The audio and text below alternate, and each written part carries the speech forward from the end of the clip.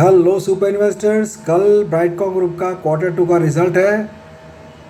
काफ़ी लोगों के मन में डर है रिजल्ट अच्छा आएगा या बुरा आएगा, whether result will be good or bad. Bad क्यों हो सकता है, ख़राब क्यों आ सकता है और अच्छा भी क्यों आ सकता है, दोनों बातों पे बात करेंगे इस वीडियो में, जिससे आपको सब बातें क्लियर हो जाएगी कि रिज़ल्ट अच्छा आने वाला है या बुरा आने वाला है। ये मेरा एनालिसिस है, शायद मैं गलत भी हो सकता हूँ। ये जस्ट मेरा थॉट प्रोसेस है जो मैं आपके साथ शेयर करने वाला हूँ। फ्रेंड्स, एक ज़माना था जब ब्राइटकॉम ग्रुप का शेयर क्वार्टर रिजल्ट डिक्लेयर होने के पहले भागता था। मार्केट हरदम एंटिसिपेट करता था कि रिज़ल्ट अच्छा ही आएगा और शेयर में तेज़ी बनती थी। और अभी देखिए क्या हालत हो गई है शेयर की कि क्वार्टर टू का रिजल्ट कल है और आज हमें गिरावट देखने को मिली। 19 रुपीज़ 10 पैसे पर क्लोज हुआ, 1.5% का फॉल देखने को मिला और कोई ख़ास हमें एक्साइटमेंट आज भी शेयर होल्डर्स में देखने को नहीं मिली बाइंग के लिए, क्योंकि लोगों के मन में डर है। क्या डर है, क्यों खराब आ सकता है, क्यों अच्छा आ सकता है, इसके बारे में हम लोग बात करने वाले हैं। एनएससी और बीएससी मिलाकर 2 करोड़ 25 लाख शेयर्स ट्रेड हुए अराउंड, जो कि अराउंड 48% का डिलीवरी उठाया गया है। डिलीवरी भी ठीक ठाक उठाया गया है और 400 शेयर्स 400 शेयर्स बाइंग के लिए लगे हुए थे। एक ये भी ज़माना था कि एम ऑर्डर स्ट्रॉन्ग लगते थे क्वार्टर रिजल्ट के पहले, ये एंटिसिपेशन में कि भाई रिज़ल्ट अच्छा ही आएगा, और उसके पहले एम ऑर्डर लगते थे। पर वो ज़माना चला गया क्योंकि मैनेजमेंट ने जो कांड करके रखे हैं या जो एक रेपुटेशन बन गई है ब्राइटकॉम ग्रुप की कि लोगों का विश्वास उड़ गया है। हम लोगों ने कंपनी का बैलेंस शीट और जो भी दिख रहा है फंडामेंटल्स वो देखकर पैसा लगाया और हमें बाद में पता चला कि कंपनी पे लग रहा है सेबी का ऑडिट और बाकी चीज़ें सब आपको पता ही है, जिसके कारण शेयर लगातार अभी गिरावट में है। और जब भी तेज़ी पकड़ने की कोशिश करता है कुछ न कुछ बॉम्ब फूट जाता है और फिर से शेयर नीचे आ जाता है। अब सवाल यह है कि कल रिज़ल्ट है, कल कैसा आएगा। मैं आपको बता दूं मज़े की बात, कल सिर्फ ब्राइटकॉम ग्रुप का ही क्वार्टर टू का रिज़ल्ट है और कोई भी कंपनी का नहीं है। कंपनी ऐसे ऑड डेज चूज़ करती है रिज़ल्ट डिक्लेयर करने के लिए, और वो भी इतना लेट डिक्लेयर करती है कि लोग परेशान हो जाते हैं कि रिज़ल्ट कब आएगा कब आएगा। अब सबसे पहले बात करेंगे, देखिए मैं फिगर्स में बात नहीं करूंगा, आप सबको पता है कंपनी ने आउटलुक दिया था। कंपनी का आउटलुक शानदार था, जो कि हर year on year quarter quarter company के आउटलुक के हिसाब से रिजल्ट शानदार आना चाहिए। बट अब सिचुएशन बदल गई है। सबसे पहले बैड रिजल्ट आने के चांसेस क्यों है ये सबसे पहले डिस्कस करते हैं, फिर अच्छे आने के चांसेस क्यों है इसका डिस्कशन हम लोग करेंगे। एक तो इजराइल का जो वॉर हुआ, कहीं ना कहीं उसका इम्पैक्ट हो सकता है रेवेन्यू प्रॉफिट पे देखने को मिले। हालांकि ये क्वार्टर टू का रिजल्ट है, जब ऐसी कोई सिचुएशन नहीं थी। बट क्वार्टर टू के रिजल्ट क्वार्टर टू के टाइम पे ही सेबी का एक्शन हुआ था कंपनी के ऊपर, और सेबी ने सुरेश कुमार रेड्डी वगैरह पे एक्शन लिया। सेबी ने शो कॉज नोटिस दिया, तो उसका इम्पैक्ट हो सकता है कहीं ना कहीं रेवेन्यू पे और प्रॉफिट पे पड़ा हो, ऐसा हो सकता है। दूसरा कि इस एक्शन के कारण क्लाइंट्स लोग कंपनी के कम हुए होंगे, और कंपनी के क्लाइंट्स कम हुए होंगे तो रेवेन्यू और प्रॉफिट में फ़र्क पड़ा होगा, ये भी पॉसिबिलिटी है। कोर्ट में ब्राइटकॉम ग्रुप के एडवोकेट ने, आपको याद होगा, कहा था कि ये जो सेबी की एक्शन चल रही है जिसके कारण कंपनी को भारी नुकसान उठाना पड़ा है और कंपनी का रेपुटेशन भी ख़राब हो गया है, ऐसा कोर्ट में ब्राइटकॉम ग्रुप के एडवोकेट का कहना था।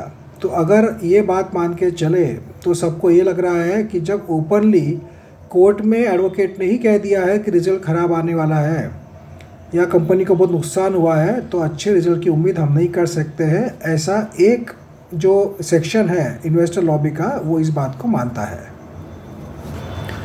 कंपनी अगर ऐसा करती है कि सेबी के ऊपर एक प्रेशर क्रिएट करना है दिखाने के लिए कि देखो कंपनी का कितना नुकसान हो गया क्वार्टर टू के रिज़ल्ट के कारण, रिज़ल्ट में, क्योंकि कंपनी के ऊपर सेबी ने एक्शन ली और सीईओ सीएफओ को हटा दिया, जिसके कारण कंपनी का प्रॉफिट और रेवेन्यू घटते हुए दिखा है। ऐसा कंपनी बताने की कोशिश करे तो ये भी एक कारण हो सकता है कि सेबी को डराने के लिए या सेबी को मजबूर करने के लिए कि जल्द से जल्द इसका कोई निपटारा करे जो केस चल रही है उसका, तो इसके लिए भी रिजल्ट ख़राब आ सकता है।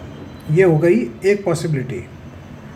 दूसरी और एक पॉसिबिलिटी ये भी बैड रिजल्ट आने की कि नए ऑडिटर अपॉइंट हुए हैं, वो अगर असेट इम्पेयरमेंट या ऐसा कुछ एडजस्टमेंट इस क्वार्टर में करते हैं कंपनी के बैलेंस शीट में, तो उसके कारण भी रिजल्ट ख़राब आ सकता है, जो कि पहले के ऑडिटर ने नहीं किया होगा। अब बात करेंगे कि रिजल्ट अच्छा क्यों आ सकता है।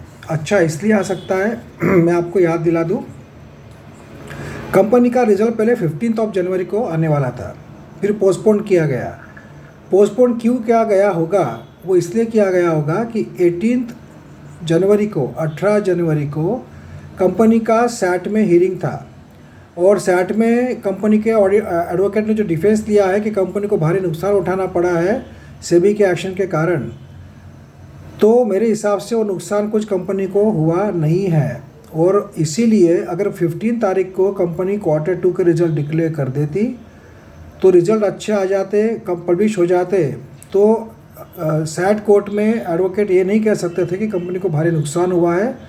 तो 18 तारीख टालने के लिए कंपनी ने रिज़ल्ट पोस्टपोन किया होगा, ऐसा मुझे लगता है, just to create pressure on the जज एंड ऑन सेबी कि भाई आपके एक्शन के कारण बहुत नुकसान हो रहा है, इसीलिए भी रिज़ल्ट पोस्टपोन किए होंगे। क्योंकि ख़राब रिज़ल्ट आने वाले होते तो 15 तारीख को ही कंपनी डिक्लेयर कर देती और वो डॉक्यूमेंट्री प्रूफ हो जाता कोर्ट में कि देखो कितना ख़राब रिज़ल्ट आया है इस क्वार्टर का, सेकेंड क्वार्टर का, सेबी के एक्शन के कारण। तो ये रिज़ल्ट पोस्टपोन किए गए हैं, मतलब रिज़ल्ट अच्छे आने वाले होंगे, ऐसा मुझे लगता है। तो ये एक फर्स्ट पॉजिटिव पॉसिबिलिटी है।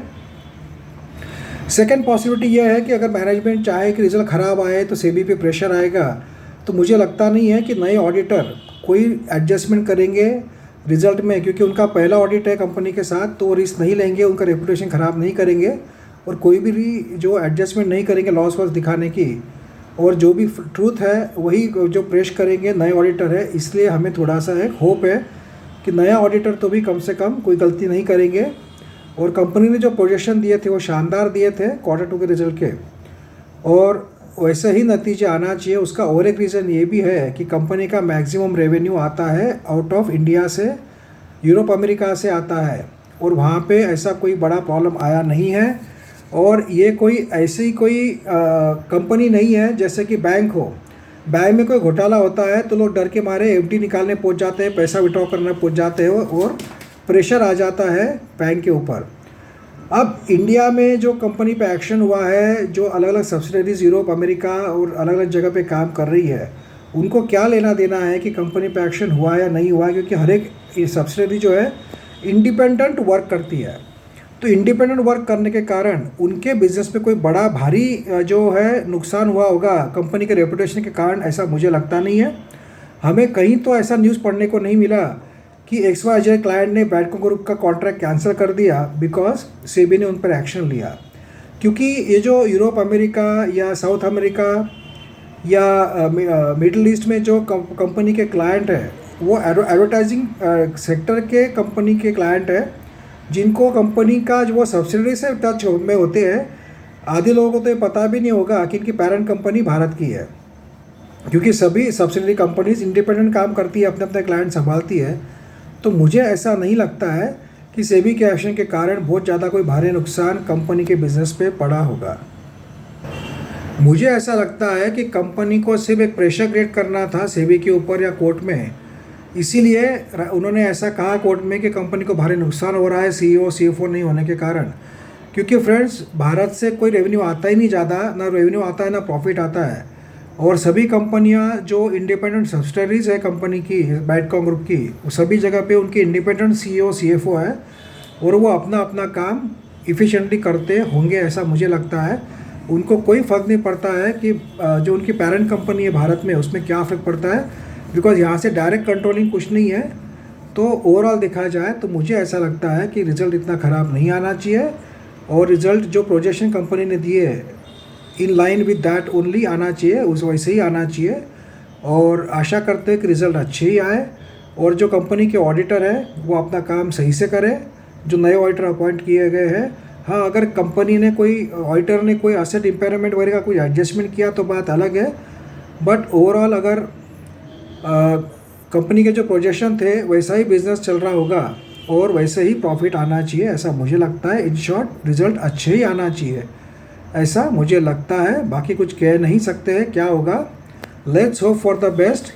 और कल रिज़ल्ट रहेगा, मैं आपको वीडियो बनाकर ज़रूर बताऊंगा जब भी आएगा जब। So stay tuned and let's pray to the god कि रिज़ल्ट अच्छे आए, तो कम से कम शेयर भागे, बहुत ज़्यादा भागे नहीं पर गिरे नहीं, यही हमारे लिए काफ़ी पॉजिटिव रहेगा।